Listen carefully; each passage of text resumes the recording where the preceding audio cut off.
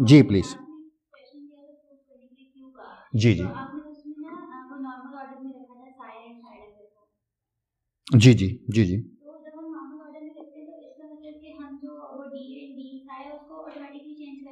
बिल्कुल।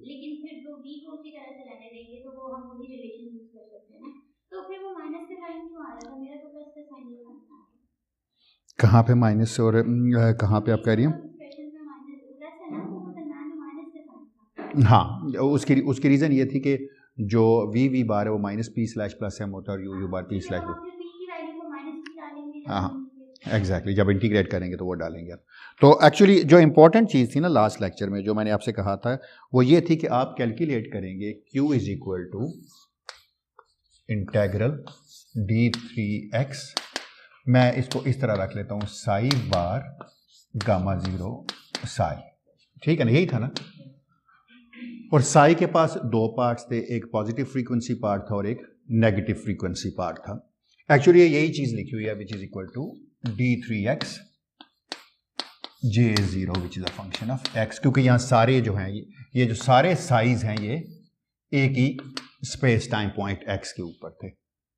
जब आपको याद होगा आपने लिखा था कि जी साई का जो पॉजिटिव फ्रीक्वेंसी पार्ट है वो है 1/, मैं अब ये जो है ना ये हज़फ कर दूंगा इनमें से कि ये फंक्शन ऑफ x अंडरस्टूड है, into d3p square root of m/p0 into summation upon r which is equal to 1 and 2 e to the power minus iota p dot x u r of p c r। अच्छा, इसमें सी R of P था या C R plus of P था, मुझे बता सकता कोई? Positive frequency part में सी आर था और नेगेटिव फ्रीक्वेंसी पार्ट में जो था वो सी आर, उसमें डैगर था। बेसिकली मेरे कहने का मतलब यह है कि उसमें डी आर का डैगर था, यानी जो साई माइनस था, नेगेटिव फ्रीक्वेंसी पार्ट था साई का, वो था यही 1/2 pi to the power 3/2 d3p square root of m/p0। ऊपर लिखे नीचे लिखे, चले ऊपर अजीब सा लग रहा है लिखा हुआ, इधर लिख लेते हैं summation r is equal to 1 से 2 e to the power iota p dot x, इसमें था वी आर ऑफ पी, मैं देख लेता हूँ इसके ऊपर क्या था, और D are dagger of P vector था, इसमें वी आर बार था, नहीं वी आर था, ठीक है। सिमिलरली अगर आप बार लेंगे तो सिमिलरली आप कैलकुलेट कर सकते हैं साई बार का पॉजिटिव फ्रीक्वेंसी पार्ट किसके बराबर होगा, वो होगा साई के पॉजिटिव फ्रीक्वेंसी पार्ट का डैगर गामा जीरो। ये आप कर लेंगे, मुझे लिखने की जरूरत नहीं है, सिर्फ यहाँ यू डैगर आ जाएगा और यू डैगर को जब गामा जीरो से मल्टीप्लाई करेंगे तो यू बार हो जाएगा। सिमिलरली आप साई बार का नेगेटिव फ्रीक्वेंसी पार्ट कैलकुलेट कर सकते हैं जो कि साई के नेगेटिव फ्रीक्वेंसी पार्ट डैगर और गामा जीरो के बराबर है। मैंने सिर्फ आपसे ये बात कही थी कि हम कोशिश करते हैं नॉर्मल ऑर्डर में, हम क्या करते हैं, हम सारे डैगर्स लेफ्ट पे लाते हैं और सारे अनडैगर्स राइट पे लाते हैं। फर्मियन के केस में ये होता था कि जब आप दो फर्मियंस को स्विच करते हैं तो एक नेगेटिव साइन भी आ जाता है उसके साथ। तो जब वो रखा था आपने, तो आपको अगर याद हो जो मैंने असाइनमेंट दी थी आपको, आपने जब क्यू कैलकुलेट किया होगा तो वो होगा d3x C are dagger of P vector, C R of P vector. अच्छा, इसमें इंपॉर्टेंट जो चीज़ है ना सबसे, वो ये थी कि इसमें जो इंपॉर्टेंट चीज़ थी वो ये थी कि आप u और u बार की कंप्लीटनेस यूज करते हैं और v बार की कंप्लीटनेस करते हैं। u और v आपस में इंडिपेंडेंट थे, लिहाजा जब भी ये मल्टीप्लाई होते हैं बार अन बार के साथ जो भी हो, इनका जवाब हमेशा जीरो होता है। Minus D are dagger of P vector और D R of P vector, लेकिन मेरे ख्याल है यहाँ पर डी क्यूब पी होना चाहिए था। यही निकाली थी आपने फॉर्म, या कुछ और निकाली थी आपने? जी और इसमें आप इसमें ये बात आपने याद रखेंगे, डमी इंडेक्स पे समेशन है, नॉर्मल ऑर्डर है तो फिर तो यही होना चाहिए, अगर इधर होगा तो फिर प्लस होगा।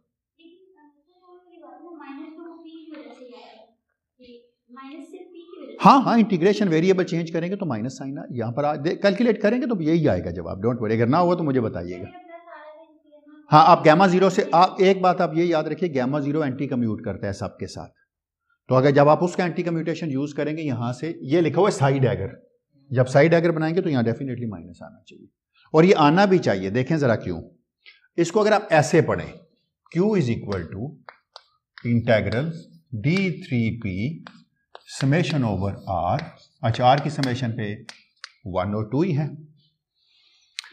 अगर आप इसको ऐसे पढ़ें, E times CR of P dagger, CR of P plus minus E DR dagger of P, और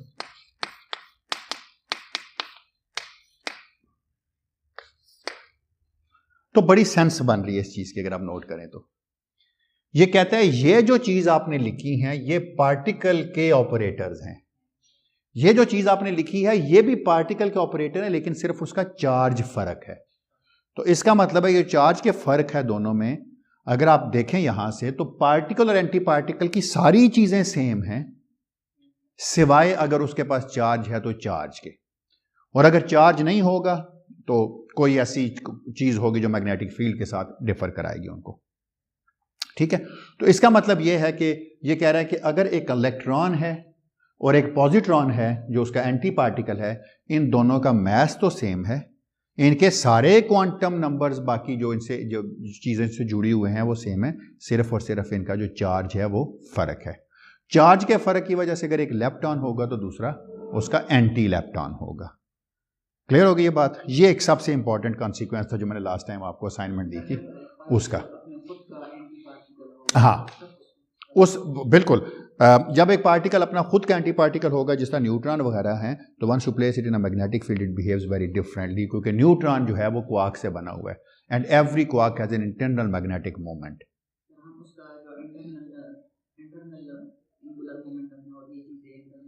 इंटरनल क्वांटम नंबर से पता चल जाएगा, they behave different under magnetic field. ठीक है, कोई सवाल यहां तक? क्यों भाई? अच्छा, अगर आपको याद हो आज के लेक्चर में जो मेन चीज है, लेट्स कैलकुलेट दी। आज के लेक्चर में जो मैं पहले क्विकली कैलकुलेट करूंगा वो होगा फाइनमैन प्रोपेगेटर फॉर फर्मियंस, और यहीं से मैं आपको बता दूंगा कि अगर एक स्पिन वन पार्टिकल का बनाना हो आपने तो कैसे बना सकते हैं in a very very quick way. Neutrino अपना ही न्यूट्रिनो एंटी न्यूट्रिनो दोनों डिफरेंट हैं, they are different, they are not same, they have different lepton number nature के अंदर। तो न्यूट्रिनो का चार्ज नहीं है तो उसका एंटी पार्टिकल जो है उसका एंटी लेप्टॉन नंबर है, इंटरनल क्वांटम नंबर डिफरेंट है उसके पास। ठीक है, क्योंकि एक ऐसी चीज है जिसे कहते हैं internal quantum number, and those internal quantum number should be conserved in every process. Handedness बिल्कुल डिफरेंट चाहिए। हैंडेडनेस का ताल्लुक स्टैंडर्ड मॉडल से, हैंडेडनेस का ताल्लुक उससे कोई नहीं, हैंडेडनेस का ताल्लुक नहीं। एक न्यूट्रिनो के पास एक फील्ड में प्लस गामा 5 ऐड और गामा 5 सब्ट्रैक्ट करके दोनों पार्ट्स लिखे जा सकते हैं। मसला है जब दो न्यूट्रिनो को मिलाते हैं एक न्यूट्रिनो के एंटी न्यूट्रिनो के साथ, तो एक खास किस्म की हैंडेडनेस वाली टर्म जो है नॉन जीरो होती है, बाकी टर्म्स जीरो हो जाती है, तो उसका ताल्लुक फिर वहां से आता है, वो अपनी एंटी पार्टिकल होता है। हाँ, अप डाउन नहीं कह सकते उसमें, अब सिर्फ अब ये कहते हैं कि हर चीज अपना पार्टिकल अपनी एंटी पार्टिकल है, डजंट मैटर, कोई फर्क नहीं पड़ता उससे। उस ऐसे पार्टिकल्स को कहते हैं वो मेजोराना पार्टिकल्स हैं। ठीक है, चार्ज कंजुगेशन जब लगाते हैं तो चार्ज कंजुगेशन में वैसे ही बिहेव करते हैं। ठीक है, चले ओके। तो आज मैं बात करूंगा Feynman propagator for fermions. Last time मैं कर चुका था अगर आपको याद हो, तो मैंने क्या कहा था, ये होता है, हम लिखते हैं iota S F. Alpha beta क्यों लिखते थे? क्योंकि ये मैट्रिसेस थे, तो मैट्रिसेस के कंपोनेंट्स की फॉर्म में लिखा जाता था।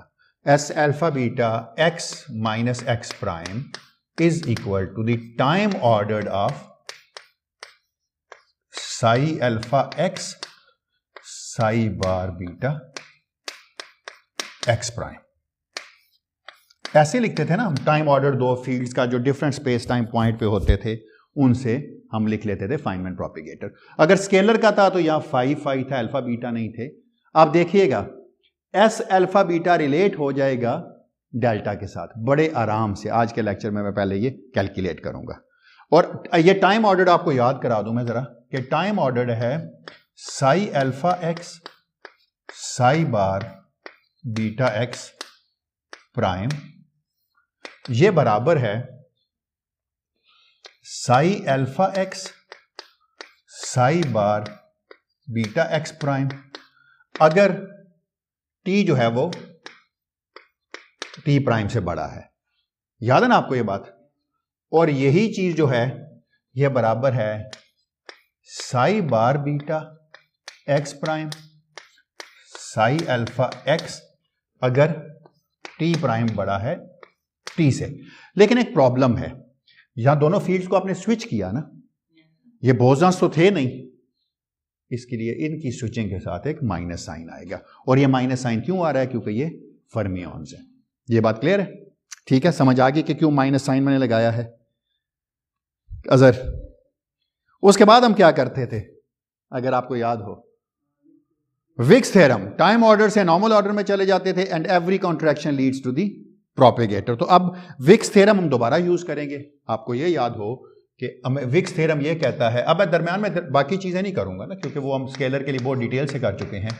Sai alpha x psi bar beta x prime, this thing is equal to the normal order of psi alpha x psi bar beta x prime, ठीक है, plus the contraction of psi alpha psi bar beta x prime की contraction. और हर contraction क्या चीज देती है?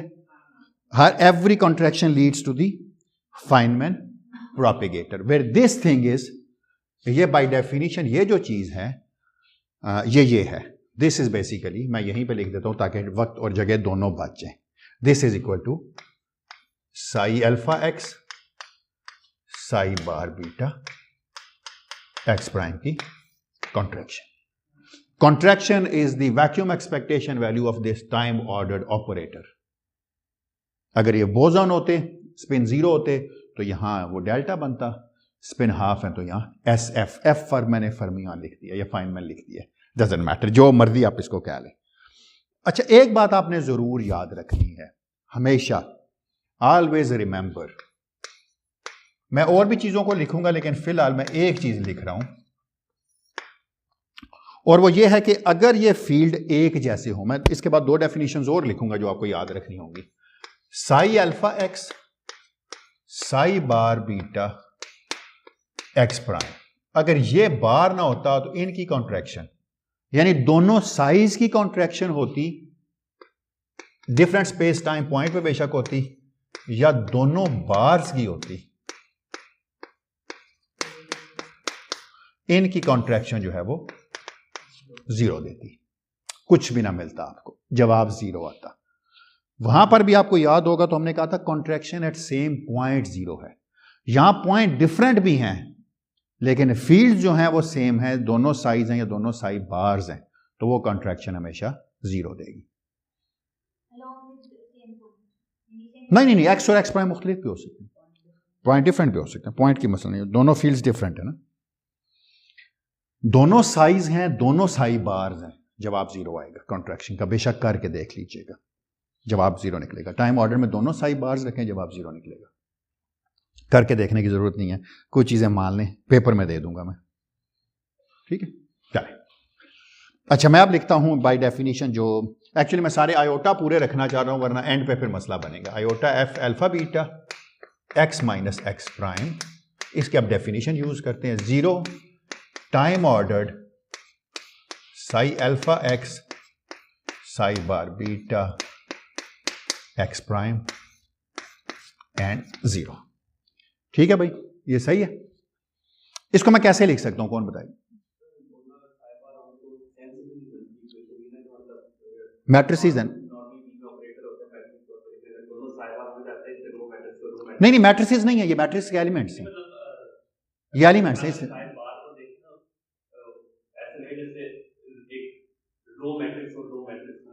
हाँ ये, लेकिन ये बात याद रखिए, मैट्रिसेस नहीं कर रहे, मैट्रिसेस के एलिमेंट्स को कर रहे हैं। 1 1 तो मल्टीप्लाई हो सकते हैं, 2 2 भी हो सकते हैं, 3 3 भी हो सकते हैं, 4 मैट्रिसेस की मल्टीप्लिकेशन नहीं है, मैट्रिक्स के एलिमेंट्स हैं ये। साई बार साई नहीं लिख रहा ना, नीचे में अल्फा बीटा इंडिसेस लिख रहा हूं ना। साई 1 साई बार 1, साई 2 साई बार 2, 0 है, जवाब 0 निकलेगा। करके देखें, हमेशा एक पार्टिकल पैदा करेगा एंटी पार्टिकल, u और v आएंगे, u और v आपस में ऑर्थोगोनल है, u और v ऑर्थोगोनलिटी की वजह से जवाब 0 आएगा। और जो जिनमें नॉन जीरो होगा, जो जिनमें u आएगा, v आएगा, वो बिल्कुल एक दूसरे को अपोजिट टर्म्स आएंगे, वो दोनों कैंसिल हो जाएंगे, फिर भी जवाब 0 रहेगा। ये करके देख लीजिएगा, ना हुआ तो मुझे बता दीजिएगा। अच्छा, अगर इस टाइम ऑर्डर को खोलें तो क्या जवाब आएगा यहां से, कौन बताएगा? हाथ खड़ा करें, anyone. Azhar 0 0 psi alpha x psi bar beta x prime 0 theta function t minus T prime, उस वक्त जब टी और टी प्राइम बढ़ा, ये मैंने ये दोनों डेफिनेशन यूज करनी है ना इसमें, plus 0 psi bar beta x prime psi alpha x 0 theta t prime minus T.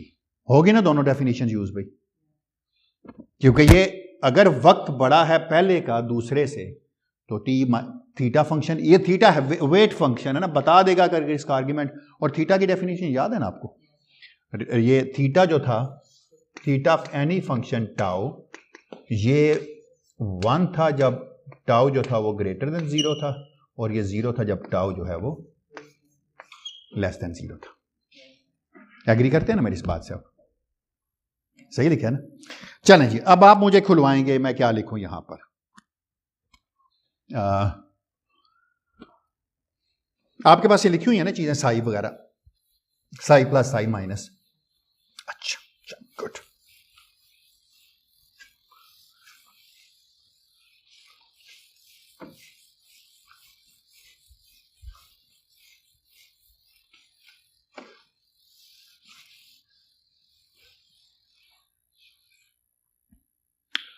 अच्छा, iota S F alpha beta, ये जो चीज है iota S F alpha beta X minus x prime is, अच्छा साई के पास साई प्लस भी है, साई माइनस भी है, साई बार के पास भी साई प्लस भी है और साई माइनस है।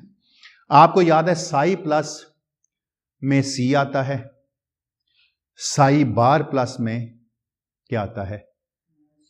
सी डैगर आता है। और मुझे पता है सी और सी वाले इकट्ठे होंगे और डी वाले इकट्ठे होंगे, सी और डी वाले 0 होंगे। क्यों? क्योंकि यू और वी का डॉट प्रोडक्ट 0 है। अब ये चीज देखते हुए मैं सारी चीजों को लिखूंगा, जरा देखें कैसे। आप में से मुझे कोई लिखवाएगा, हेल्प करेगा लिखने में? डी क्यू पी हमेशा जब भी लिखते थे 2 डिफरेंट मोमेंटस पे लिखते थे, over 2 pi 3/2, 2/3/2 becomes 2 pi cube into square root of m squared over p0 prime। शाबाश। तो मुझे बताइए यहां पर क्या आएगा? समेशन, बिल्कुल ठीक है, summation upon r and r prime. 2 different size हैं, 2 डिफरेंट r पे समेशन होंगी। शाबाश। पहली टर्म क्या आएगी? 0। हाँ जी बोलिए, अब बोले सी आर एफ पी आएगा, क्या आएगा? शाबाश, very good. C r p और c are dagger of p, ये इकट्ठे लिख लेते हैं ना पहले, क्योंकि इनका ताल्लुक तो वैक्यूम एक्सपेक्टेशन वैल्यू से इन्हीं का है ना। अच्छा, इसमें बिल्कुल सही जो अगर आप कह रहे हैं, इसमें है यू आर, इसमें पी प्राइम है, ये वाला ना, सॉरी ये लिखा हुआ बोर्ड के टूटे हुए हिस्से में चला गया, लेकिन पी प्राइम है बाद में नजर नहीं आएगा। ये बन गया C R prime dagger of P prime 0। चले शाबाश। और क्या बना यहां पर, U R of P, U R prime bar of. आपने नोट किया कि फायदा यही हुआ ना, यू यू बार आए हैं, 4 में से सिर्फ 2 एग्जिस्ट करेंगे। सी डी के कॉम्बिनेशन वाले 0 हैं। क्यों 0 हैं? क्योंकि यू वी का प्रोडक्ट जो है वो 0, ऑर्थोगोनैलिटी की वजह से, ऑर्थोनॉर्मेलिटी की वजह से, ठीक है ना। अच्छा चलें, और क्या बन गया पीछे, एक फैक्टर रह गया। इसमें क्या था, e to the power minus iota P dot X into e to the power iota P prime dot x prime, ठीक है, कोई बात, into theta of T minus T prime. शाबाश। अच्छा, एक चीज यहां गलत लिखी थी, कोई बता सकता है क्या? माइनस लिखना भूल गया था। क्यों? या माइनस था, माइनस 0। अच्छा, अब देखें साई बार है, उसकी टर्म का ऑर्डर क्या होगा, कौन बताएगा? उसमें भी ऐसी चीज आएगी ना, उसमें सिर्फ प्राइम वाला पहले आएगा उसमें, क्योंकि आपको याद है ना, इसको हम प्राइम कह रहे हैं ना, बीटा वाले को, और जिसके पास प्राइम है उसका मोमेंटम भी पी प्राइम है और उसका इंडेक्स स्पिन का भी आर प्राइम है ना, ठीक है ना। तो यही कहा है ना हमने, देखे ना, पी और आर लिखे, पी प्राइम और आर प्राइम लिखे। जो एक्स प्राइम पे है उसके लिए मोमेंटम पी प्राइम कहा और उसकी स्पिन आर प्राइम कही मैंने। अच्छा, d r prime p vector prime d are dagger, शाबाश, p vector acted upon 0 into, अच्छा ये क्या था, पहले क्या था ना, यू बार नहीं, अब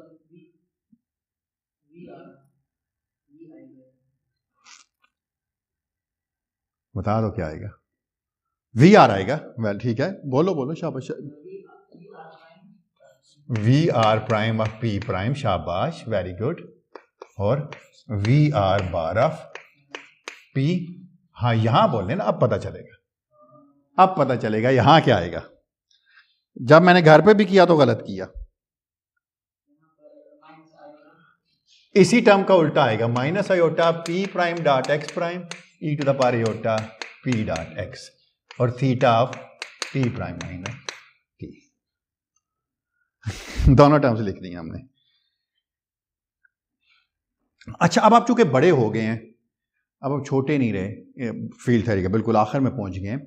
सी आर डैगर अगर इस पे लगेगा तो क्या पैदा करेगा, एक पार्टिकल पैदा करेगा जिसका मोमेंटम पी प्राइम होगा और स्पिन आर प्राइम होगी, बिल्कुल ठीक है। ये जब इस पे लगेगा तो क्या करेगा, एक पार्टिकल पैदा करेगा इनिशियल स्टेट में। यानी अगर आप ये देखें ना, रिमेंबर, एक बात आप हमेशा याद रखिएगा, अब हम बार बार इधर उधर नहीं करेंगे, बल्कि अब हम एक नई चीज सीख चुके हैं तो वो करेंगे। हमने ये पढ़ लिया है कि जो ये वैक्यूम पे C R of P vector जब लगता है तो ये क्या देता है, ये देता है एक पार्टिकल जिसका मोमेंटम p है और जिसकी स्पिन r है।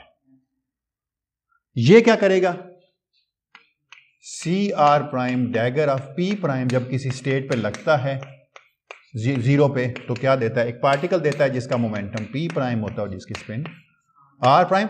अच्छा, और चार्ज +1 होता है, हम बाज़ औक़ात ये भी लिखते हैं, और इसका चार्ज +1 ऑफ इलेक्ट्रॉन होता है, सॉरी, और इसका चार्ज भी, पूरी चीजें लिख लेते हैं ताकि सब कुछ ठीक हो जाए। इसका चार्ज, इसका मोमेंटम p, स्पिन r और चार्ज +1 ऑफ इलेक्ट्रॉन चार्ज होता है। सिमिलरली d लगेगा तो क्या करेगा, pr -1, dr डैगर लगेगा तो pr -1, ठीक है। इसका मतलब यह हुआ कि अगर यह चीज लिखी होगी 0 cr of p vector cr prime dagger of p vector prime 0, तो क्या देगा ये, बिल्कुल ये देगा आपको p r +1, ये देगा p प्राइम r प्राइम +1, तो ये क्या देगा, हाँ हाँ बोले बोले शाबाश, ये देगा आपको 2 pi cube delta cube of P minus P prime और डेल्टा ऑफ, ये बिल्कुल वही चीज नहीं अगर आप इनको स्विच भी करते। नहीं, जब हमने इसके एंटी कम्यूटेशन आपको पढ़ाए थे तो उसमें भी यही चीज नहीं आई थी ना यही चीज एंटी कम्यूट, क्योंकि आपने जब इनका ऑर्डर स्विच किया, सीआर को इधर लाएंगे, वैक्यूम को खा जाए, तो वो इसी के बराबर ही है ना। ये भी एक तरीका है उसको देखने का। अच्छा, अगर ये कौन बताएगा क्या होगा? 0 D R of P prime, d R of P और 0, ये क्या होगा? पहले तो लिख लेते हैं, ये एक पार्टिकल पैदा करेगा जिसका मोमेंटम पी प्राइम होगा, स्पिन आर प्राइम की ओर, चार्ज -1 ऑफ द इलेक्ट्रॉन होगा। सिमिलरली ये क्या करेगा पार्टिकल को? P R -1। अब आप देखें +1 और -1 वाले 0 नहीं देंगे। अगर ये प्लस होता, ये माइनस होता, तो ऑर्थोगोनैलिटी से जवाब 0 आ जाता। तो क्या आंसर आ गया इसका? 2 पाई क्यूब। एग्जैक्टली, इसमें फर्क नहीं पड़ता delta P minus P prime लिखा हो या पी प्राइम माइनस पी लिखा हो, इसलिए फर्क नहीं पड़ता क्योंकि डेल्टा जो है वो सिमेट्रिक होता है। बिल्कुल ठीक है, शाबाश। तो अब हम उस चीज से बच गए हैं कि बार बार इधर उधर करने से। अब आप मुझे बताएं क्या होगा अगर मैं इस पे ये डेल्टा फंक्शन पुट करूंगा तो क्या होगा? कौन बताएगा? इसी जगह पे मैं लिखता हूं, इसी जगह पे मैं छोटा करके लिख देता हूं। इसकी जगह मैं लिख सकता हूं 2 pi cube delta cube of P minus P prime delta R prime, और ये इसकी जगह पे लिख सकता हूं और इसकी जगह भी, इसे दोनों के दरमियान में लिख लिया है। अब क्या करेगा? ये पी प्राइम पे इंटीग्रेशन को खत्म कर देगा, 2 पाई क्यूब को भी खत्म कर देगा। ठीक है, जहां जहां पी प्राइम है वहां पे पी आ जाएगा। डेल्टा आर आर प्राइम में की एक समेशन को खत्म कर देगा और आर प्राइम की वही वैल्यू रहने देगा जो आर के बराबर है। कितना छोटा सा जवाब आ गया। इतनी लंबी चौड़ी चीज से एक छोटी सी चीज पे अब आ गए हैं, वो देखें जरा क्या है। तो ये मिटा दूं जरा, ये लिख चुके हैं आप लोग, ये मिटा दूं क्योंकि मुझे थोड़ी सी इधर ही लिख दूंगा ताकि सेंस क्लियर हो जाए ना जो मैं बात कर रहा हूं। प्लीज अगर कोई चीज ना समझ आए तो पूछ लीजिएगा। तो आंसर आ गया D3P, एक इंटीग्रेशन रहेगी। अच्छा, अगर P और P प्राइम वेक्टर में बराबर हैं तो एनर्जी में भी बराबर हैं क्योंकि मैथ सेम है। तो यहां पर क्या आ गया? m squared over P0 squared. एक दफा लिख लेता हूं ये मैं, इंटू समेशन अपॉन R। देखें अब ये बन गया u r of P u r bar of P summation upon R, completeness बिल्कुल, इनटू e टू द। अच्छा, एक काम कर लूं मैं, समेशन अपॉन R अंदर ही ना ले आऊं, इनटू यहां पर क्या बन गया? e to the power minus iota p minus p prime है। बिल्कुल ठीक है, तो e to the power minus iota p prime भी तो p के बराबर हो चुका है ना। तो माइनस आयोटा p अगर मैं कॉमन ले लूं तो अंदर क्या बन गया? x माइनस x, वही चीज यहां पे लिखी है, into theta of t minus t prime. अगली टर्म क्या बनी है? Minus summation upon R V R of P V R bar of P into, यहां देखें P प्राइम की जगह मैं क्या लिख रहा हूं? P लिख रहा हूं, उसी का उलट है थोड़ा सा। उसमें अगर यहां पर मैंने माइनस कॉमन लिया है तो यहां पर मुझे क्या करना पड़ेगा?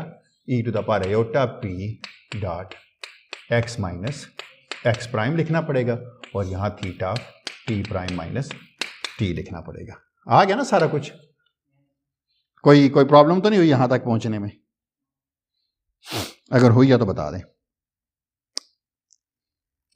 मैं बाद में एंड पे मैच करूंगा जब भी करना होगा। ठीक है, और कोई सजेशन आप देना चाहें मुझे इसको मजीद छोटा करने के लिए?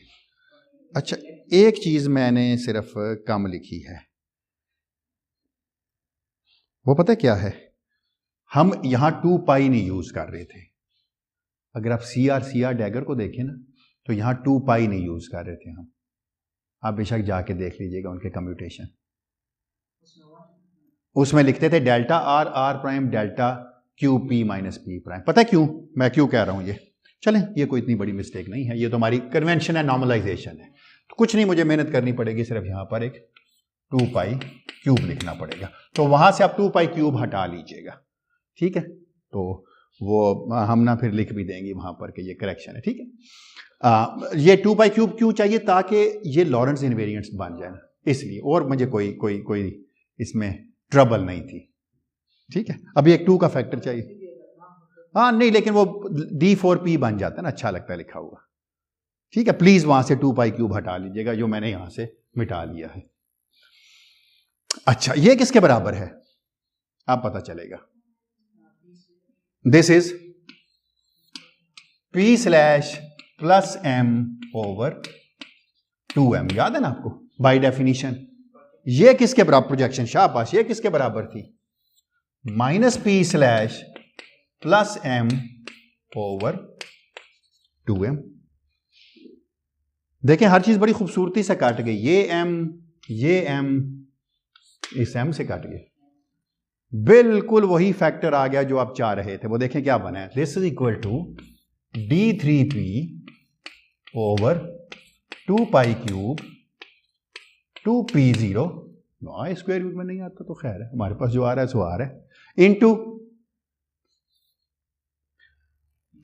P slash. अच्छा, एक चीज लिखनी भूल गया हूं मैं यार, बहुत कुछ भूला हूं यार लिखते हुए, मैं बहुत कुछ भूला था लिखते हुए।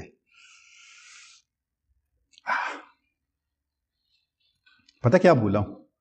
You R alpha beta, alpha beta भूल गया था मैं, क्योंकि मैट्रिसेस के एलिमेंट्स थे ना, V R prime alpha, V R, चले वी आर प्राइम बीटा, खैर है, और वी आर अल्फा, खैर है, कोई बात नहीं है। यहां पर मैं दोबारा ठीक कर लेता हूं, यहां पर आ गया बीटा और यहां पर आ गया अल्फा, तो कोई बात नहीं, यहां अल्फा बीटा लिखना पड़ेगा सिर्फ, ताकि मैट्रिक्स एलिमेंट्स बन जाए। बाकी कोई इतनी बड़ी गलती नहीं हमने की, खैर। हाँ, सिर्फ ये था कि ये मैट्रिक्स एलिमेंट थे ना, तो मैं मैट्रिसेस की मल्टीप्लिकेशन की तरह चल रहा, चलें कोई बात। P slash plus M alpha beta into e to the power minus iota P dot x minus x prime और theta of T minus T prime minus अभी पता चलेगा और क्या क्या भूले हैं। Minus P slash plus M, beta alpha हो या अल्फा बीटा हो मैटर नहीं करते, मैट्रिक्स के एलिमेंट्स ही हैं, जिसको जो मर्जी नाम दे दें, into e to the power minus iota P dot x prime minus X. मैंने उलट करके लिख लिया, माइनस साइन यहां से भी कॉमन ले लिए और एक्स प्राइम माइनस एक्स लिख लिया, ताकि ये लिखा हुआ लगे, this is equal to theta of T prime minus T। तो अब ये बिल्कुल एक ही जैसे लग रहे हैं आपको लिखे हुए, T वाले में x पहले आ रहा है जिसमें T पहले है, और T प्राइम वाले में x प्राइम पहले आ रहा है, बिल्कुल ठीक है। जब भी बंदा कोई काम जल्दी में करता है तो गलती करता है। मुझे है कि मैं आज ज्यादा कवर कर लूं। अच्छा, अगर आप देखें ना तो ये कुछ, अगर मैं इसका डेरिवेटिव लेता तो इसमें P उतरता, अगर मैं इसका डेरिवेटिव लेता विद रिस्पेक्ट टू x, तो x बाद में आ रहा है, इसमें उसका उलट P उतरता। देखें ना, यहां पर तो माइनस P है, जबकि यहां पर x का डेरिवेटिव होता तो प्लस P उतरता ना। तो इसका मतलब है बिल्कुल सारी चीजें इन ऑर्डर हैं, कोई चीज गलत नहीं लिखी। तो क्या बन गया फिर? आप मुझे कोई, आप में से गाइड कर सकते हैं कि क्या लिखा हुआ है? हाँ बिल्कुल बनाए ना डिफरेंशियल फॉर्म में, तो क्या बनेगी? शाबाश।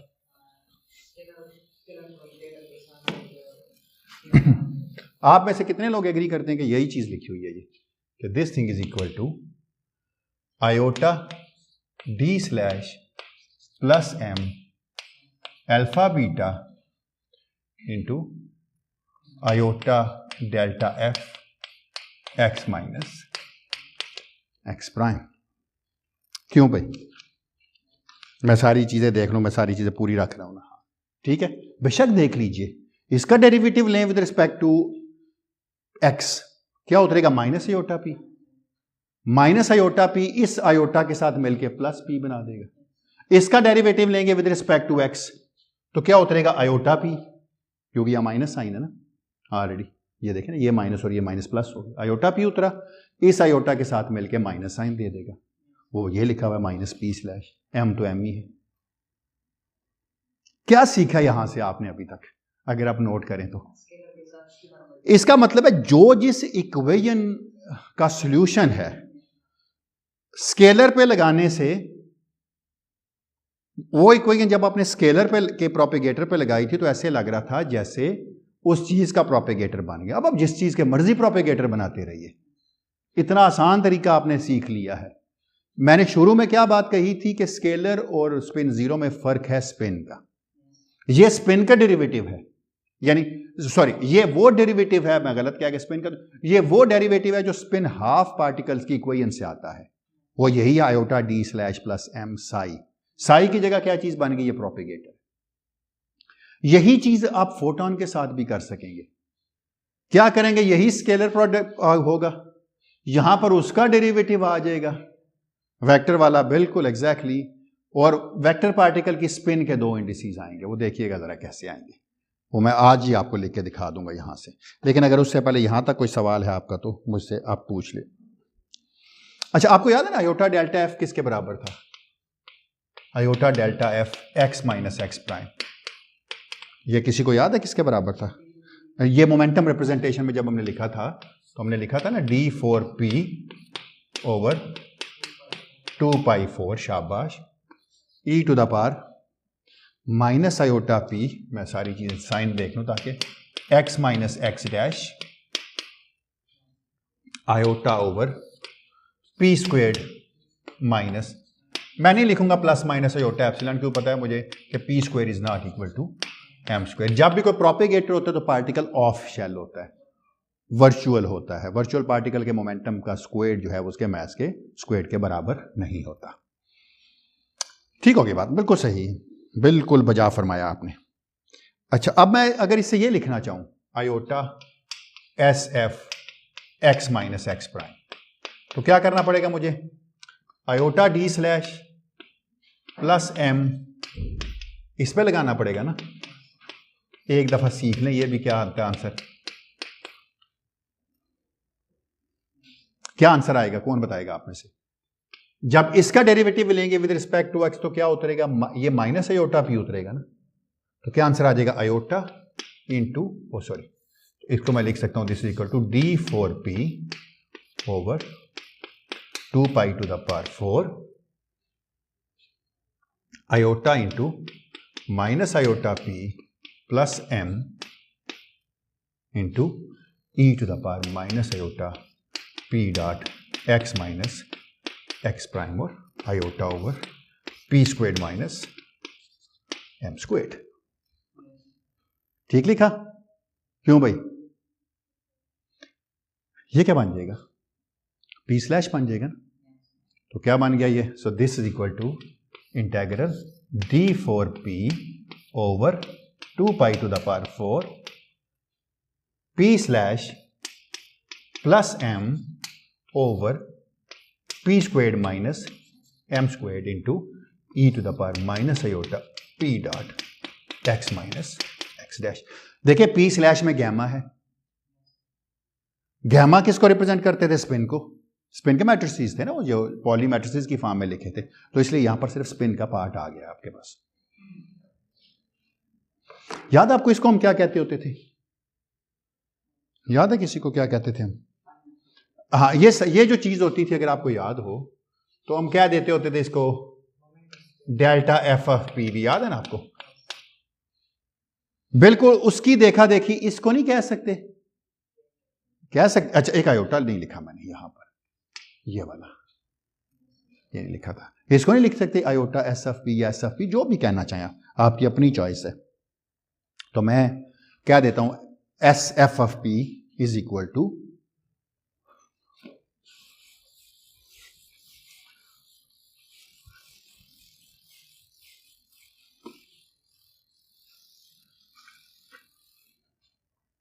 तो मैं लिख सकता हूं कि G S F of P is equal to iota P slash plus M over P squared minus M squared. देखें जरा इसको ना, मैं उस तरह लिखूंगा जिस तरह किताबों में लिखा होता है। देखें जरा, ये ऐसे भी लिखा जा सकता है, iota P slash plus M over, इसको मैं लिख सकता हूं as P slash plus M और पी स्लैश माइनस, क्योंकि आपको याद है ना पी स्लैश किसके बराबर था? एक जैसी चीजें जब स्लैश में मल्टीप्लाई होती थी वो स्क्वायर बन जाता था उसका। क्यों? आप उसे लिख सकते थे in terms of symmetric and anti symmetric.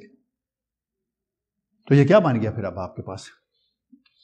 ये चीज ये कट गया आपस में। इसीलिए आप देखिएगा जब भी प्रोपेगेटर लिखा होता है ना फर्मियान पार्टिकल का, तो ये लिखा होता है बुक्स में iota over P slash minus M. कोई बात नहीं, रैशनलाइज किया हुआ है। डिवीजन नहीं होती ना, बिल्कुल सही बात है, लेकिन हमें पता है, हमें यह बात पता है कि हम डिवाइड नहीं कर रहे मैट्रिसेस को, हम अंडरस्टैंडिंग के लिए लिख रहे हैं कि इसको अगर मैं रैशनलाइज करूं, इसको ऊपर नीचे पी स्लैश प्लस एम से ज़रब दूं तो वापस ये चीज आ जाएगी। ये मेरे कहने का मतलब है। आप ये ना समझे कि हम इसको काट रहे हैं, ये तो ऐसे इंट्यूटिवली बता दिया ना, लेकिन अगर आप इसी को पी स्लैश प्लस एम से ऊपर नीचे ज़रब दें तो ये चीज रिट्रीव हो सकती है। ठीक है, तो इसलिए मैट्रिसेस को काटना ठीक नहीं है। बात सही है, बिल्कुल मैं एग्री करता हूँ। अल्फा बीटा लगा लें, ठीक है, इसके साथ अल्फा बीटा लिख लेना, फिर तो मसला नहीं होगा ना। अल्फा बीटा फिर काटते रहे, जो मर्जी करना। लेकिन चलें, ज़रूरत नहीं है इतनी निटी-ग्रिटीज़ में जाने की। तो आप जितनी किताबों में देखेंगे इंक्लूडिंग पेस्किन एंड शूडर, तो उसमें यही लिखा होगा कि S F of P is equal to iota over P slash minus M plus minus iota epsilon. This is your fermion propagator, this is known as a Feynman propagator for a fermion. Anti fermion होगा तो आप खुद निकाल के देखिएगा क्या आता है। नहीं थी ना नहीं, उसने तो बाकायदा ये इतना छोटा सा आपको दे दिया।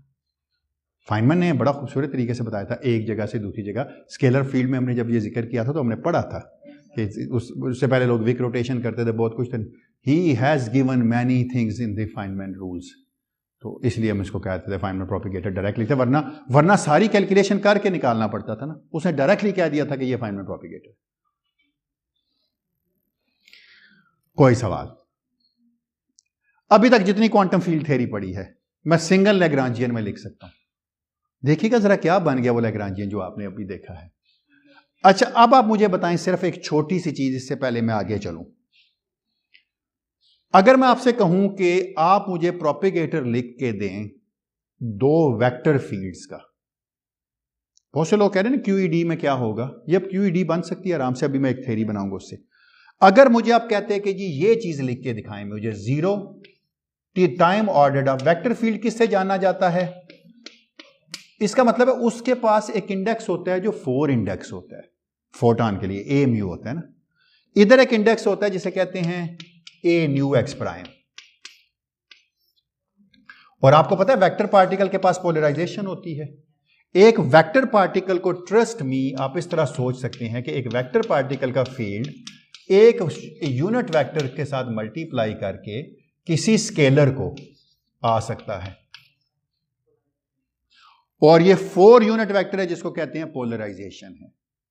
इसका मतलब है इसको कैलकुलेट करने के लिए प्रोपेगेटर को आपको सम ओवर पोलराइजेशन करनी पड़ेगी, बिल्कुल उस तरह जिस तरह ये कैलकुलेट करते हुए आपने सम ओवर स्पिन की थी। इसका मतलब है अगर यहां पर भी आप पोलराइजेशन को सम करें और ये प्रॉपर्टी यूज करें कि अगर दो पार्टिकल्स हों कि और उनकी पोलराइजेशन पे सम करें आप, सम ओवर पोलराइजेशन जो कि रिप्रेजेंटेड बाय लैम्डा होगी, एप्सिलॉन म्यू, ठीक है, और epsilon mu star this is equal to minus ji mu nu. अगर अगली टर्म लिखने की जरूरत नहीं है, P mu over P square. P mu over P square भी आई, कुछ भी नहीं आ, ये पूरा लिखें तो ये लिखा जा सकता है, मोमेंटस की फॉर्म में लिखा जा सकता है। हाँ, पूरी डेफिनेशन वही है, लेकिन मैं जरूरत नहीं कर, मैं सिर्फ इंट्यूशन के लिए बात कर रहा हूं। इसका मतलब अब अगर आप इसका प्रोपेगेटर निकालें तो वो बिल्कुल इस तरह का बनना चाहिए था, माइनस जी mu nu over p squared, क्योंकि फोटॉन का मैथ तो जीरो होता है ना, तो माइनस जी mu nu over p square बन गया। एग्जैक्टली अब देखिए इंट्यूशन आपका क्यों बन रहा है, जब फर्मियन था तो ऊपर फर्मियन की तरह की कोई चीज आई थी। ये स्केलर का ही प्रोपेगेटर है जो मैथलेस है। जब आपने वहां स्पिन पे सम किया तो ऊपर स्पिन वाली चीज आ गई यू बार से पी स्लैश प्लस एम। जब आपने यहां पोलराइजेशन पे सम किया तो यहां पोलराइजेशन सम वाली चीज आ गई, क्योंकि ये देखे ना ये चीज कहां से आई थी, ये आई थी सम ओवर स्पिन करने से यू बार में। यहां पर जब आपने सम और स्पिन की जो कि फोर स्पिन पोलराइजेशन सम है तो उससे माइनस जी म्यू का फैक्टर आया। This is your photon propagator and that's all. कोई इसमें प्रॉब्लम नहीं है लिखने। चले आयोटा तो आप कन्वेंशन में यूज कर रहे हैं तो हाँ बिल्कुल, यहां पर बिल्कुल सही बात, आयोटा भी था क्योंकि आयोटा के साथ लिख रहे हैं ना हम, बिल्कुल ठीक। ये सारे आयोटा ग्लोबल फैक्टर होते हैं, बाहर निकल के खत्म हो जाते हैं। जब एम्पलीट्यूड का मॉड स्क्वायर करते हैं, अगर कोई बच भी जाए बेचारा तो मॉड में नहीं बचता, ठीक है ना। तो ये देखिए कितने आराम से। अब आप मुझे बताएं किस पार्टिकल का प्रोपेगेटर लिखना है, जिस मर्जी की स्पिन उठा के ले आए मैं लिख लूंगा इसी तरह। नीचे तो मुझे पता है वही पी स्क्वायर आएगा, ऊपर स्पिन का स्ट्रक्चर आएगा, ऊपर पोलराइजेशन का स्ट्रक्चर आएगा, तो आता रहेगा, क्या फर्क पड़ता है। माइनस एम स्क्वायर, लेकिन उसके लिए थोड़ी सी कॉम्प्लिकेशन है, प्रो का इक्वेशन होगी वगैरह वगैरह, वो फोटॉन वाली इक्वेशन नहीं होगी, तो वो उस पर मैं नहीं जाऊंगा। मैक्सवेल्स इक्वेशन नहीं होगी, बल्कि उसमें प्रो का इक्वेशन, वो उस पर नहीं जाना, ये मैथलेस के लिए ठीक है। वरना सही कह रहे हो आप, यहाँ माइनस एम डब्ल्यू स्क्वायर लिख लो,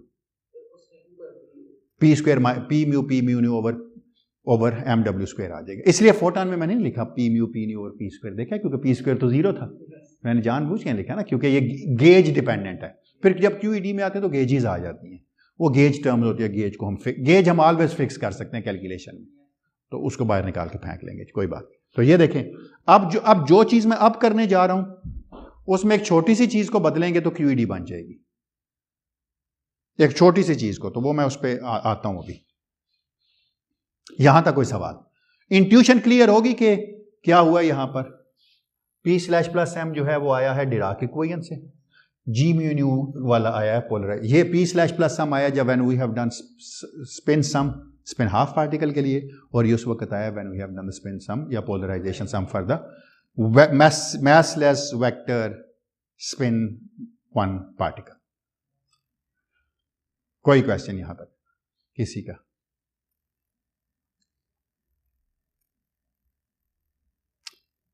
थोड़ा सा क्विक चलाऊं, मुझे पता है, मैं क्योंकि मुझे कुछ चीजें ये स्टैंडर्ड थी, छोटी मोटी कैलकुलेशन हम अब इतनी दफा कर चुके हैं। अब मैं जो चीज करने जा रहा हूं, मैं जरा थोड़ी सी थेरीज को मिलाता हूं। देखिए कितने आराम से स्टैंडर्ड मॉडल के लैग्रांजियन लिखने पे जा रहे हैं आप। अभी तक का स्टैंडर्ड मॉडल जो होगा, हमारा स्टैंडर्ड मॉडल जो एक्चुअल स्टैंडर्ड मॉडल है उसका नहीं, हमारे स्टैंडर्ड मॉडल में अभी तक क्या चीज पड़ी हुई है? Spin zero particle, spin half particle. ये हमारा वो स्टैंडर्ड मॉडल नहीं है जिसमें लेफ्ट हैंडेड राइट हैंडेड, ये वो वाला नहीं हमारा अभी तक। इस QFT1 का जो हमने चीजों को लिखा है, तो वो मैं लिखने जा रहा हूं।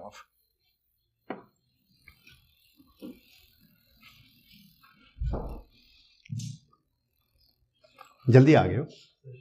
अच्छा। अभी तक का जो लैग्रांजियन है उसको लिखते हैं। एक लैग्रांजियन आपने लिखा था, जो सबसे पहला आपने लिखा था, वो क्या लिखा था? स्केलर का, वो क्या था? हाँ 1/2, चले स्केलर का लिखते हैं, D mu phi plus M square phi square, half दोनों से बाहर निकाल लिए, दरमियान में माइनस था, लैग्रांजियन में माइनस है, ठीक है, चलो बिल्कुल सही, मान लेते हैं। अजर समझदार बंदा लग रहा है, इसकी बात मान लेते हैं। लेकिन हम यहां तक तो नहीं रुके थे ना, है ना, हमने थोड़ा सा लैग्रांजियन बदला था। हमने कहा था इसको थोड़ा सा बदल के देख लेते हैं लैग्रांजियन को, जरा देखें क्या बदल के देखते हैं हम। हमने इस लैग्रांजियन से शुरू किया था, उसके बाद हम कहाँ गए थे? मैंने इसलिए मिटा दिया कि मुझे अगला लिखना है। 1/2 डी म्यू फाई, मैं सारी क्लासेस जो आपकी की है ना उनको रिपीट कर दूंगा। डी म्यू फाई, हमने माइनस एम स्क्वेयर फाई वाली टर्म को बदला था, तो हमने लिखा था minus mu square over 2 phi square. लेकिन ये हमें क्यों करना पड़ा था? क्योंकि हमने माइनस लैम्डा ओवर 4 फैक्टोरियल 5 लिख लिया था, याद है ना आपको? ये हमने फिर कोई 10-15 लेक्चर्स के बाद, यहां 16 लेक्चर्स के बाद आ गए। फिर हमने क्या किया था? फिर हम अभी जो हमने रिसेंटली किया है, हमने ये किया है कि psi bar iota D slash plus m times psi, Dirac वाला। बिल्कुल स्टैंडर्ड मॉडल ने क्या किया था? चीजों को यूनिफाई किया था। मैं भी करूं आराम से, देखिएगा कितने आराम से हो जाएंगी दो चीजें यूनिफाई। कोई ना कोई कपलिंग होगी, बिल्कुल यहां जिस तरह कपलिंग थी, जिस तरह यहां म्यू और फाई थी, यहां पर भी कपलिंग थी, चार्ज था। कोई फर्क नहीं पड़ता किसकी किसमें, कोई फर्क नहीं पड़ता। लैम्डा 5 जैसी मर्जी लिखने आप, लेकिन कन्वेंशनली माइनस लैम्डा 5 लिखते हैं, प्लस नहीं लिखते, ठीक है? अच्छा, माइनस जी times psi bar iota gamma 5 Sai 5। ये ले, ये मैंने क्या किया है? स्केलर और स्पिनर को मैंने मिला दिया है।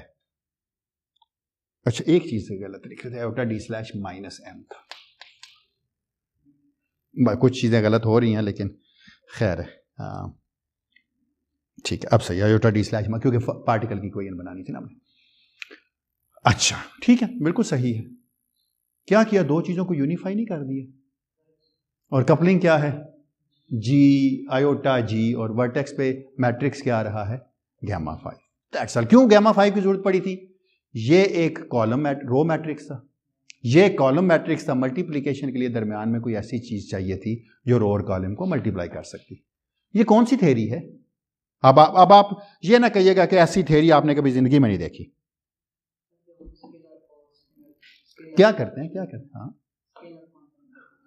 हाँ, ये क्वांटम इलेक्ट्रोडायनामिक्स है, स्केलर की तरह की। अगर यहां वेक्टर आ जाता ए म्यू, तो यहां क्या आना चाहिए था? गैमा 5 की बजाय गैमा म्यू, क्योंकि लैग्रांजियन में तो कोई फ्री इंडेक्स नहीं होता ना। क्या हो जाना था? Sai bar iota gamma mu Sai ए म्यू क्यूईडी। समझोला, सोच में पड़ेगी। अगर लैग्रांजियन के पास कोई इंडेक्स नहीं होता ना, अगर जो इंडेक्स इसको देता इसके साथ खत्म होना था, वो करंट बन जाता। जे म्यू ए म्यू बनता है ना हमेशा। अच्छा, ये चूंकि सूडो स्केलर टाइप चीज मैं कहता हूं, तो इसलिए गैमा 5, आयोटा गैमा 5 लिखता हूं। ये थ्योरी आपने बहुत पढ़ी हुई है जिंदगी में पहले। अब आप इलादा बात है ये कहें कि हमने नहीं पढ़ी, तो आपकी मर्जी है, लेकिन आपने बहुत दफा पढ़ी है ये थ्योरी, है? नहीं, बहुत दफा नोट किया यार। इसका मैं भी लिखता हूं, ठहरे। इसका मतलब आपके लैग्रांजियन के पास दो पार्ट्स हैं। लैग्रांजियन था स्केलर फील्ड का, लैग्रांजियन था इंटरएक्टिंग स्केलर फील्ड का, इंटरएक्शन लैग्रांजियन था स्केलर, लैग्रांजियन था डिराक फील्ड का, और प्लस एक लैग्रांजियन अब इंटरएक्शन ऑफ द टू, इसलिए मैंने इसके साथ एस नहीं लिखा। अच्छा, वेर एल आई क्या है?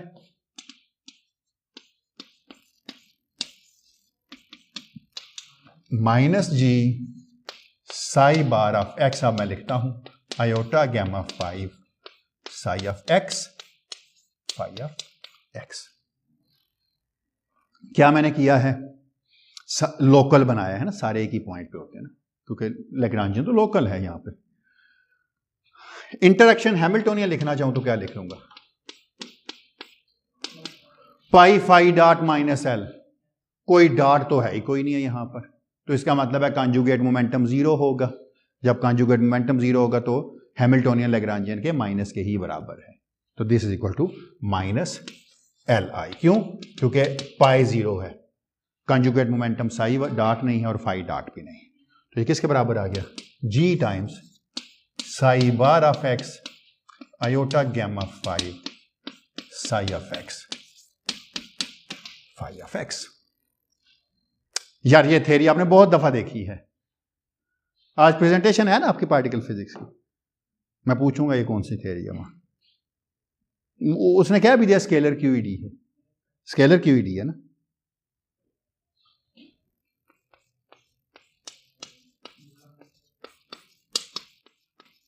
यही तो युकावा थ्योरी है। मेरे ख्याल स्पेलिंग मैंने शायद गलत लिखी हो, शायद ये चाहता होगा। खैर, युकावा थ्योरी है ये, जिसमें एक पाइऑन मीडिएटर होता था बिटवीन टू न्यूक्लियंस। देखिएगा, न्यूक्लियन स्कैटरिंग हम करेंगे न्यूक्लियर फिजिक्स में, बिल्कुल एग्जैक्टली। कितने आराम से लिख लिया आपने युकावा थ्योरी। हाँ, अभी लिख लिया ना, हमने यहां भी तो लिखा ही है वैसे, है ना? और ये हमने स्टैंडर्ड मॉडल बनाया अपना, जितना कुछ हमारे पास तो उसको जोड़ के तो हमने बना ही लिया ना यार। हमारे पास जो अब अमूमन लोग कहते हैं स्टैंडर्ड मॉडल ग्रेविटी को एक्सप्लेन नहीं करता, भाई वो बने ही नहीं इस पर्पस के लिए। आप जिस चीज के लिए बने ही नहीं, मैं आपसे कहूं कि नहीं नहीं नहीं आप नहीं, आप 2 और 4 टांगों पे नहीं चल सकते जब बिल्ट इन ही आपकी 2 हैं। जब बनाई आपको एक खास पर्पस के लिए किया गया है, तो स्टैंडर्ड मॉडल का पर्पस ये था कि प्रिलिमिनरी यूनिफिकेशन के अंदर हम इलेक्ट्रोमैग्नेटिक और वीक इंटरेक्शन को यूनिफाई करें, स्टेप बाय स्टेप चलें। Then we brought in the strong interactions. बिल्कुल सही है, ग्रेविटी एक्सप्लेन नहीं होती, लेकिन वो स्टैंडर्ड मॉडल क्लेम भी नहीं करता कि मैं ग्रेविटी को एक्सप्लेन करता हूं। तो लोग लिखते हैं वीकनेस ऑफ स्टैंडर्ड मॉडल। मैं कहता हूं नहीं, वीकनेस नहीं है, बना ही नहीं गया इस पर्पस के लिए, लिमिटेशंस हैं अभी उसकी। एग्जैक्टली, क्लासिकल मैकेनिक्स तो फिर सारी गलत है, क्योंकि वो तो एटम को एक्सप्लेन नहीं करते। तो इसलिए सम हम ना बहुत कमजोरियों को ज्यादा कमजोरी बना देते हैं, पर्पस के लिए बनाया नहीं, क्या बनाया जाता। तो अब मैं कहूँ कि नहीं जी, न्यूटन का लॉ जो है वो तो मोशन ऑफ इलेक्ट्रॉन तो एक्सप्लेन ही नहीं करता अराउंड द न्यूक्लियस। नहीं बनाना, वो मैसिव बॉडीज के लिए है, होल्ड नहीं करता इस तरह, क्योंकि चार्ज एक्सेलरेट करता है तो रेडिएट करना चाहिए, रेडिएट करना चाहिए तो न्यूक्लियस में गिर जाना चाहिए, ऐसा होता नहीं। तो इसलिए यह है कि हम अब आप मुझे कहते रहे नहीं नहीं आपकी थ्योरी जो है वो क्वार्क्स के दरमियान नहीं बताती। भाई इसलिए नहीं बताती कि अभी तक क्वार्क्स हमारे पास थे ही कोई नहीं। लेकिन यकीन कीजिए, ऐसी सारी टर्म्स मैं इकट्ठी करता जाऊंगा ना, अगर कोर्स पढ़ाते पढ़ाते क्वांटम फील्ड थ्योरी 2 में, तो end of the day standard model बना लूंगा। हम कर सकते हैं, कर लेंगे नहीं, ये नहीं पता। अच्छा एक सेकंड ऑर्डर, अगला स्टेप हमने क्या किया था स्केलर फील्ड थ्योरी में, हमने स्कैटरिंग मैट्रिक्स निकाले थे और डिफरेंट टर्म्स को इंटरप्रेट किया था, है ना। तो S2 करते हैं सेकंड ऑर्डर पे। S2 क्या था वो, minus iota over 2 factorial, minus iota का स्क्वायर था ओवर 2 फैक्टोरियल D4x1 D4x2। हाँ, अब बताइए क्या था आगे। टाइम ऑर्डर था, बिल्कुल ठीक है, टाइम ऑर्डर था HIX1 HIX2। इसका और भी कुछ था, हैं और भी कुछ था या नहीं था, नहीं था। अच्छा हाँ ठीक है, चलें लिखवाएं फिर क्या होगा ये। This is equal to minus iota का squared over 2 factorial D4x1 D4x2। अच्छा, एक G इसके पास है, एक दूसरे वाले के पास होगा, वो तो G स्क्वायर्ड हो जाएगा ना। तो इसका मतलब है मैं इसको लिख सकता हूं G squared into the time ordered product of. अच्छा, मैं ना चूंकि सारे ये x1 और x2 पे आ रहे हैं ना, तो मैं थोड़ी सी शॉर्ट हैंड नोटेशन यूज करूंगा। मैं कहूंगा this can be written as psi bar iota gamma 5 psi phi. ये सारे फील्ड x1 के ऊपर, ठीक है, और ये सारे फील्ड ही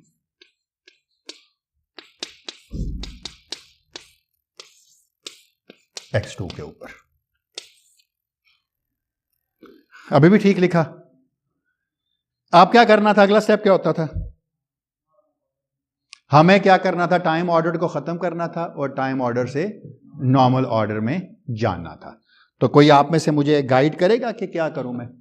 सिर्फ चंद चीजें याद रखिएगा, बाकी कोई ज्यादा चीजें याद रखने की जरूरत नहीं है। एक बात तो याद रखिएगा कि सारी वो कंट्रैक्शंस, अभी तक मैंने जो लोग लेट आए थे उनके लिए मैंने कहा था कि साई और साई अगर दो डिफरेंट स्पेस टाइम पॉइंट पे भी हो तब भी उनकी कॉन्ट्रैक्शन 0 है। साई बार और साई बार भी दो डिफरेंट स्पेस टाइम पॉइंट पे हो तब भी जरूरी है। लेकिन अगर साई और साई बार एक ही पॉइंट स्पेस टाइम पॉइंट पे हो तो उनकी कॉन्ट्रैक्शन भी 0 है। याद है ना आपको, मैंने कहा था थोड़ी देर पहले, मैंने लिखा था कि साई ऑफ एक्स, मैं अल्फा बीटा नहीं डाल रहा फिलहाल, और sigh of x1 sigh of x2, इनकी कॉन्ट्रैक्शन बराबर है साई बार x1 साई बार x2 की कॉन्ट्रैक्शन के, और ये सारी 0 है। सिमिलरली अगर ये लिखी होती साई ऑफ x1 और साई बार x1, इनकी कॉन्ट्रैक्शन भी लिखी होती, ये भी 0, तो कॉन्ट्रैक्शन की ब्रैकेट नीचे लिखें या ऊपर लिखें।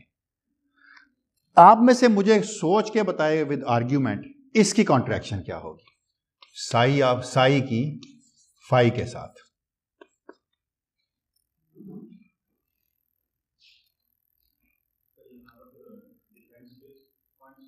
जैसे मर्जी हो, डिफरेंट स्पेस टाइम पे हो, सेम पे हो, जो मर्जी हो, इसलिए मैंने x1 x2 लिखे ही नहीं इसके साथ।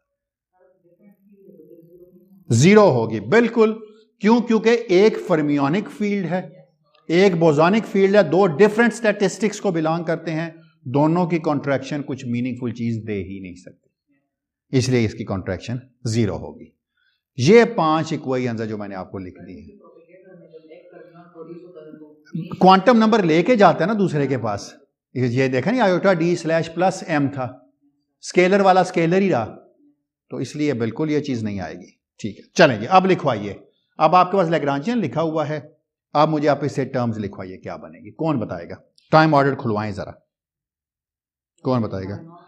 अच्छा, मैं आप इसमें अल्फा बीटा डाल दूंगा, ठीक है, थोड़ा सा मैं अल्फा बीटा डालता हूं पहले और फिर देखते हैं आगे इसको, ठीक है ना। अच्छा, ये देख लें, मैं इसको ऐसे भी लिख सकता हूं, psi bar iota gamma 5 psi phi, इसको मैं ऐसे करके लिखूंगा। So this is equal to psi bar alpha iota gamma 5 alpha beta psi beta phi. क्यों मैंने किया ऐसे? ताकि मैट्रिसेस मल्टीप्लाई हो जाए ना, इसकी रोज इसके कॉलम्स, इसके कॉलम्स इसकी रोज के बराबर हो जाएंगे, वाइस वर्सा, तो मैट्रिसेस मल्टीप्लाई हो जाएंगे, ठीक है ना। क्यों जी? चलें, अब आप मुझे खुलवाएं जी मैट्रिसेस को। आप में से कौन मुझे खुलवाएगा इस चीज को जल्दी से, टाइम वेस्ट किए बगैर? इसकी कौन खुलवाएगा मुझे matrices? Psi alpha iota gamma 5 alpha beta psi bar beta. अच्छा, ये बात याद रखिएगा, साई बार और साई की पोजीशन बदलें तो एक माइनस साइन आता है, वो नहीं भूलना आपने, क्योंकि एंटी कम्यूट करते थे, इंटू फाई, ये सारा x1 पे, और psi gamma iota gamma 5 gamma delta psi bar delta phi. ये गैमा डेल्टा कोई खास चीज नहीं है, ये जस्ट ऐसे इंडिसेस लिखे, IJK भी लिख सकते थे, डजंट मैटर। चूंकि 4 थे तो इसलिए अल्फा बीटा हमने लैटिन इंडिसेस यूज किए थे, वरना कुछ भी यूज कर सकते थे। बताएं जी, कौन बताएगा क्या होगा? आप पता चलेगा। पहले सारे के सारे नॉर्मल ऑर्डर में।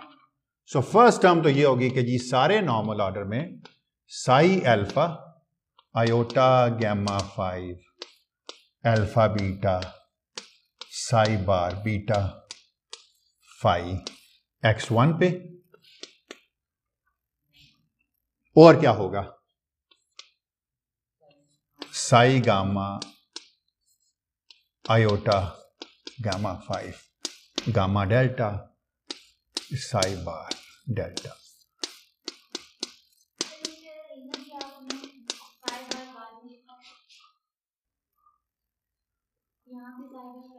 ओ, क्या किया मैंने? उल्टा कर दिया, हो मैंने लिखा ही उल्टा है, सॉरी बिल्कुल ठीक है।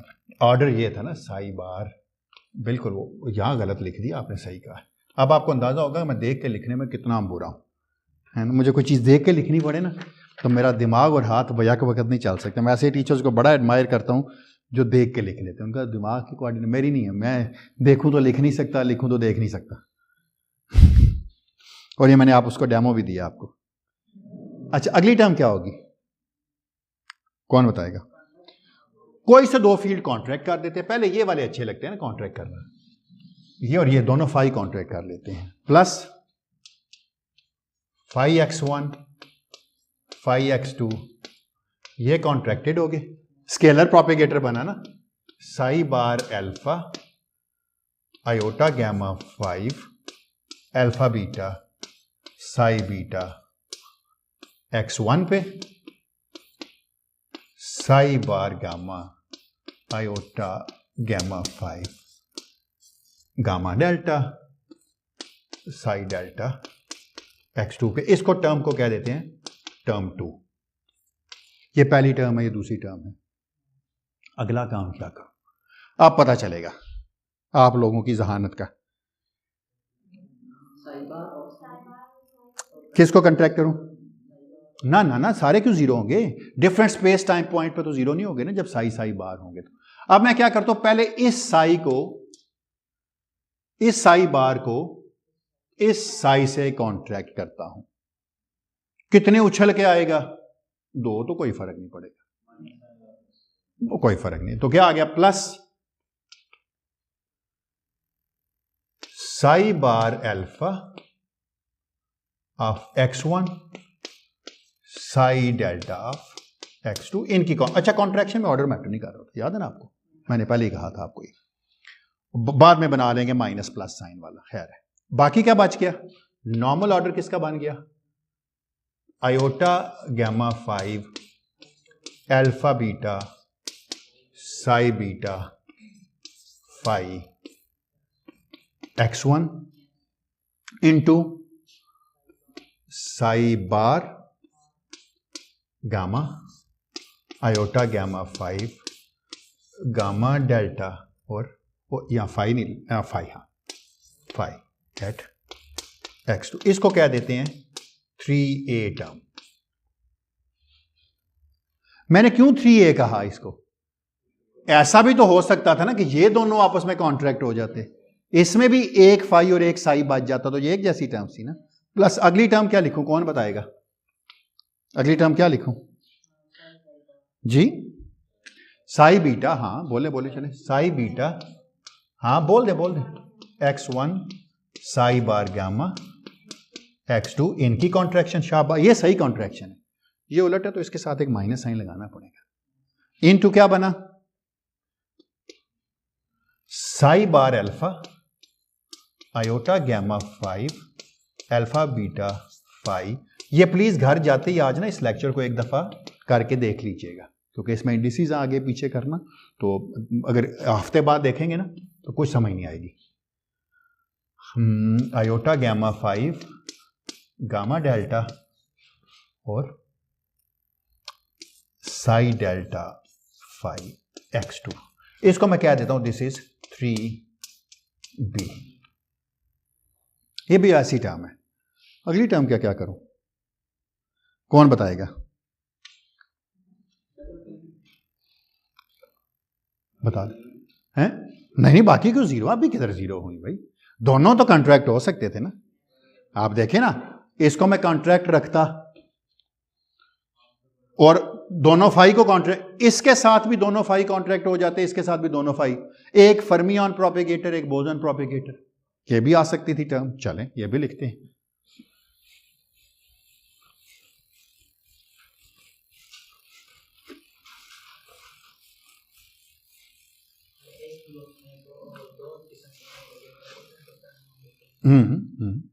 दो डिफरेंट स्पेस टाइम पॉइंट के ना, तो क्या बन जाएगी फिर टर्म?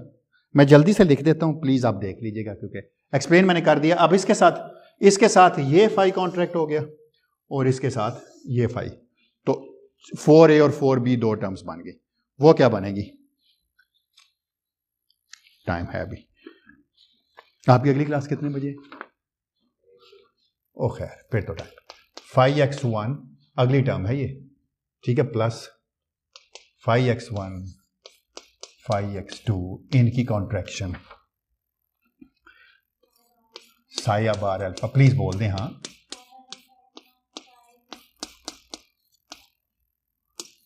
बीटा x2, हाँ हाँ बोल दे शाबाश शाबाश, into iota gamma 5 alpha beta psi beta x1 पे साई बार गैमा, हाँ हाँ,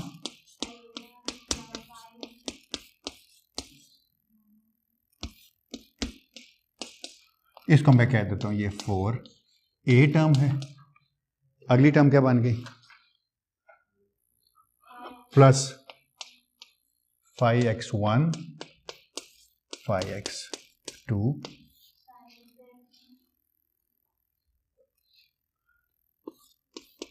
यहाँ कुछ अल्फा एक डेल्टा होना चाहिए था, बीटा की जगह डेल्टा है। हाँ, तो ये क्या बन गया, साई बीटा x1 साई बार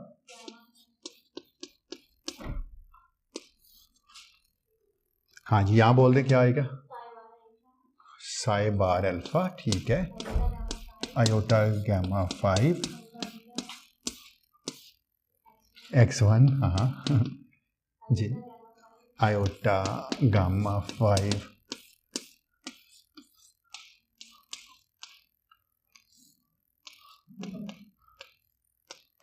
इसको मैं क्या कह देता हूं, 4b, क्योंकि बी ए बी सिर्फ इसलिए कह रहा हूं कि एक जैसी हैं वो, उनके सिर्फ ऑर्डर्स में थोड़ा सा डिफरेंस है, प्लस अगली टर्म सब कॉन्ट्रैक्टेड, कुछ नहीं बचा, तो क्या बनेगी वो 5x1 5x2, किस तरतीब से लिखूं हैं, बस किसी को पकड़ लेते हैं ना यार, किसी एक को पकड़ लें, जिस मर्जी तरतीब से पकड़ लें, किससे पकड़ें,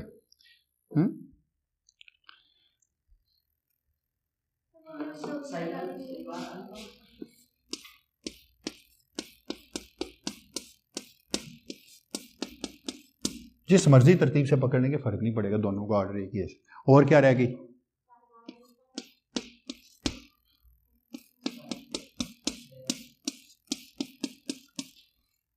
और क्या बन गया, अब नॉर्मल ऑर्डर कुछ बचे ही नहीं है,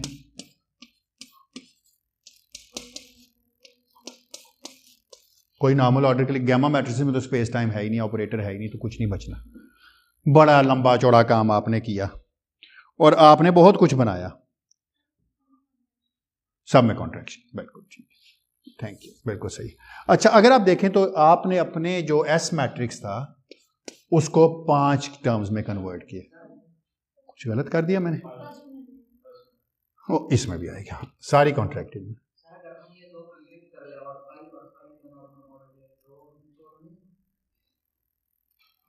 कोई छोड़ी भी है, हाँ एक टर्म छोड़ी है, हाँ जिसमें दोनों फाइज आते हैं, हाँ ठीक, एक टर्म छोड़ दिया, वो फिर आप लिख लोगे यार, या मैं ही लिख के दूं, वो भी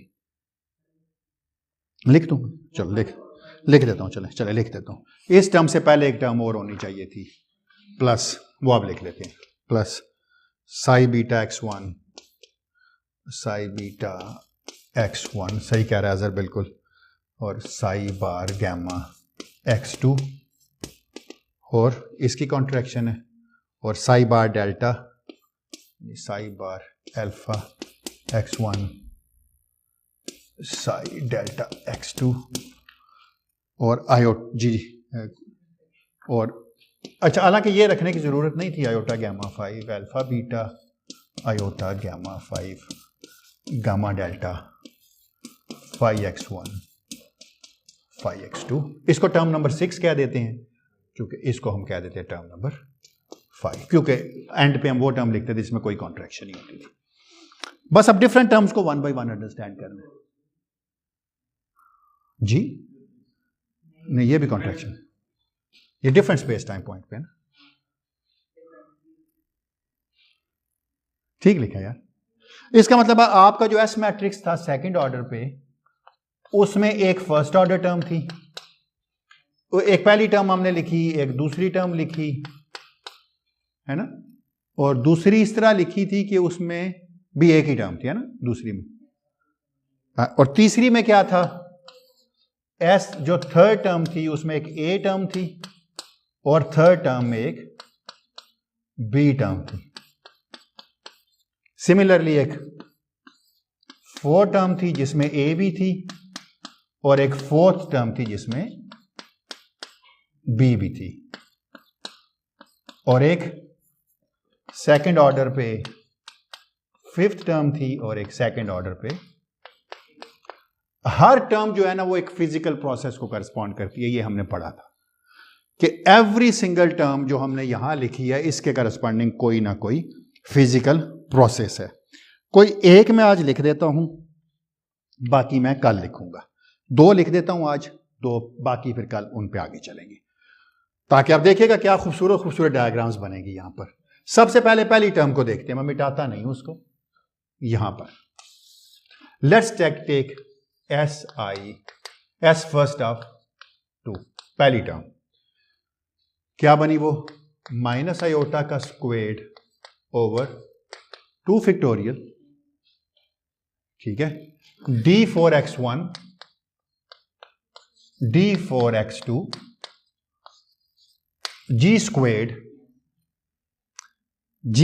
मैं g स्क्वेर्ड अब हटाता हूं जरा थोड़ी देर यहां से, मैं इसको जरा अंदर ले जाके लिखता हूं, जरा देखिएगा क्या कौन सी है पहली टर्म, ये वाली नॉर्मल ऑर्डर वाली, जिसमें इसमें क्या आ रहा था, इसमें था, लिखवाइएगा जरा क्या है, psi bar alpha iota g gamma 5 alpha beta और साई बीटा 5, ये सारे के सारे किस पे आए, x1 पे आए। शाबाश।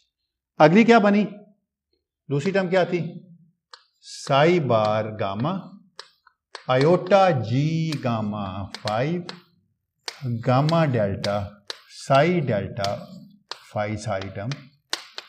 इसका मतलब है ना इनिशियल स्टेट में ये टर्म ये रिप्रेजेंट कर रही है कि एक अगर फर्मियान होगा, ये रिप्रेजेंट कर रही है कि एक ही जगह पे 2 फर्मियान्स आ रहे हैं और एक स्केलर बोसॉन आ रहा है, दरमियान में कोई प्रोपेगेटर नहीं है।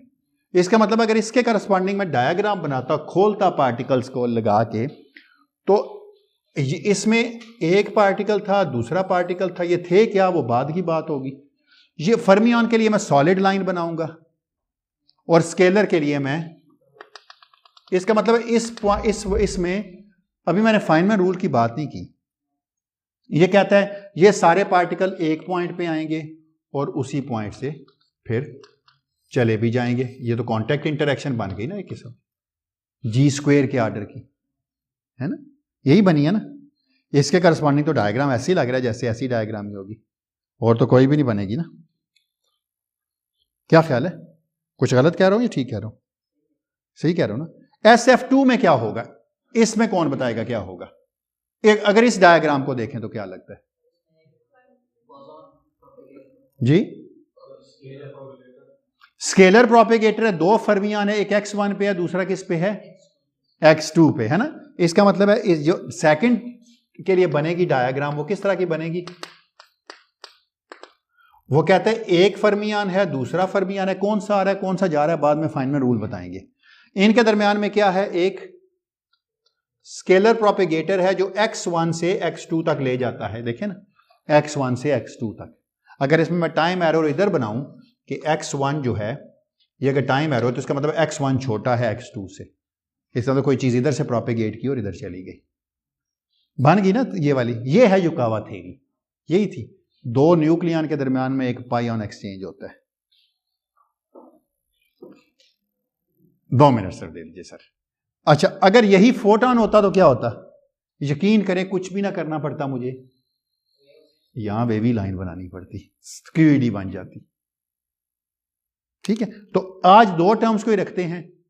कल मैं क्या बात करूंगा, मैं कहूं कल साबित करूंगा कि तीसरी टर्म ए और बी मिलके एक ही टर्म बनाती है, तभी तो नीचे 2 फैक्टोरियल कैंसिल हो जाएगी, दोनों एक जैसे डबल काउंटिंग हो जाएगी। वरना सिमिलरली चौथी ए और चौथी बी भी 2 ही टर्म्स देंगी, पांचवी और छठी तो सीधी सीधी है। अच्छा, एक टर्म और छोटी सी देखना, अभी भट्टी साहब 2 मिनट का कह दिया भी उनको, तो खैर है। अच्छा, अब आप देखें तो छठी टर्म में कोई प्रोपेगेटर नहीं है, कोई पार्टिकल नहीं है। ये क्या चीज बन गई है छठी टर्म, जो लिख सकते हैं वो तो लिखे ना आज। ये ऐसा लग रहा है कोई पार्टिकल नहीं है छठी टर्म के करस्पॉन्डिंग, एक भी फर्मियान था, दूसरा भी फर्मियान था, और दरमियान में, लेकिन इसके जिक्र करेंगे हम कल, इसका देखिएगा, ये फर्मियान का लूप जब होगा तो बड़ा खास चीज बनेगी उससे, ये हम आएंगे कल इसके ऊपर। तो आज इतना ही काफी है, ठीक है, कि टाइम हो गया तो इसलिए वक्त की भी थोड़ी सी किल्लत थी। जुमे को क्लास तो नहीं है ना आपकी, क्यों भी अजर, अच्छा ठीक। तो मैं इसलिए कह रहा हूं कि मैं फिर एम्पलीट्यूड स्क्वायर तक करा सकूंगा आपको। क्रॉस सेक्शन में चाहता था आपको एक फेस स्पेस कैलकुलेशन भी सिखा देता कि ऐसे फेस स्पेस कैलकुलेट की जाती है, मैं चाहता था वो भी सिखा देता आपको कि डिके की फेस स्पेस ऐसे सॉल्व की जाती है, क्रॉस सेक्शन की सॉल्व किस तरह की। उसके बाद मैट्रिक्स एलिमेंट निकाल के वहाँ डालते तो पार्टिकल फिजिक्स का पूरा कोर्स बन जाता। मैट्रिक्स एलिमेंट यहाँ से निकालते, क्रॉस सेक्शन वगैरह वहाँ से निकालते, सब कुछ हो जाता। वो फिर अगर एक्स्ट्रा 2 लेक्चर पे एग्जाम्स में लेने पड़ेंगे फिर हमें। ठीक, थैंक यू सो मच।